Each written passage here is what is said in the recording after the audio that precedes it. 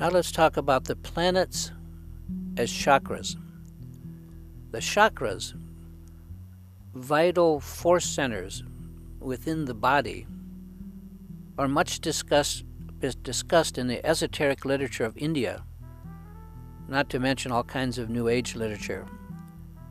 I imagine that most of you reading this have seen illustrations of a yogi sitting in meditation posture with a vertical line of colored spheres, the chakras, running up and down their spine. These diagrams, while accurate in themselves, they don't tell the whole story, and it can be misleading in that they suggest that the chakras are somehow only something like points or spheres of light that are within our personal physical body.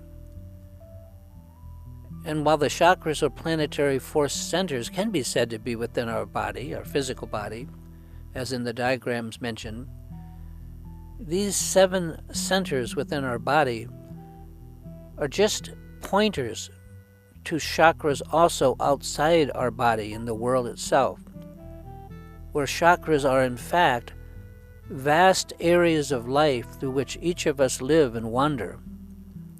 Another way to put this is that the term physical body, in the esoteric sense, does not just mean your physical personal body, your arms and legs, but rather the physical aspects of all life, the physical body of the life in this world, the world itself as our physical body. We are all wandering somewhere in that world. In other words, our physical body, shamanistically speaking, is also the entire world around us. And while it can be somewhat difficult to grasp the concept of the chakras as spheres of light along our spine, or at least to be really aware of them instead of just looking at pictures, it's not so difficult to see these same spheres, these same chakras in the world around us, and to learn to use them in astrological counseling. That is what this section of the video is all about, learning to use shamanistic techniques for helping yourself and others, particularly through the counseling process. Now here, as mentioned earlier, I'm not going to be primarily focusing on the planets as physical points or centers within our personal body.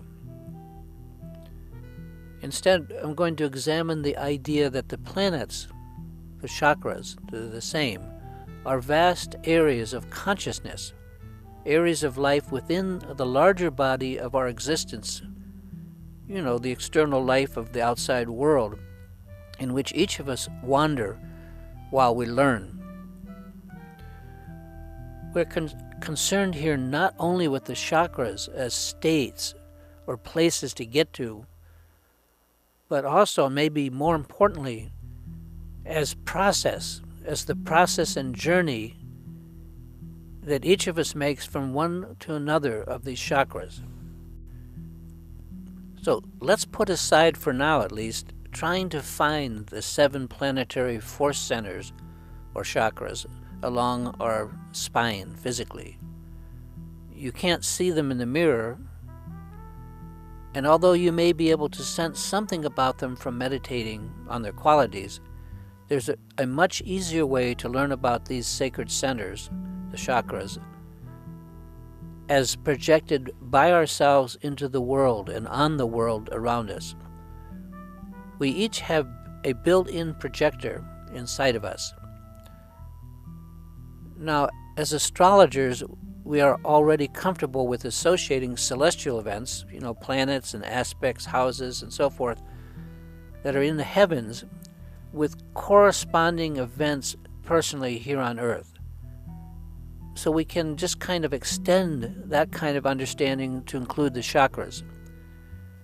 These areas along the spine correspond with the vast planetary centers located in the world surrounding us. We're familiar from day-to-day life, from just living, with the idea that the mind controls the body, directs it, drives it. And that if we can learn mental control, mental stability, the body will usually follow along.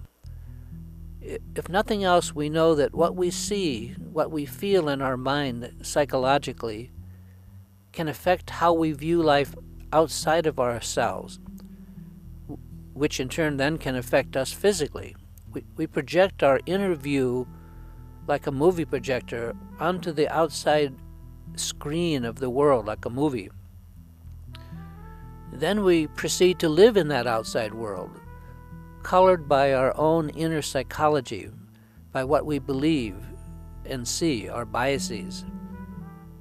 If we are still more experienced, we may know that there's no absolute difference between the inner and the outer, no hard line. Subject and object finally are one.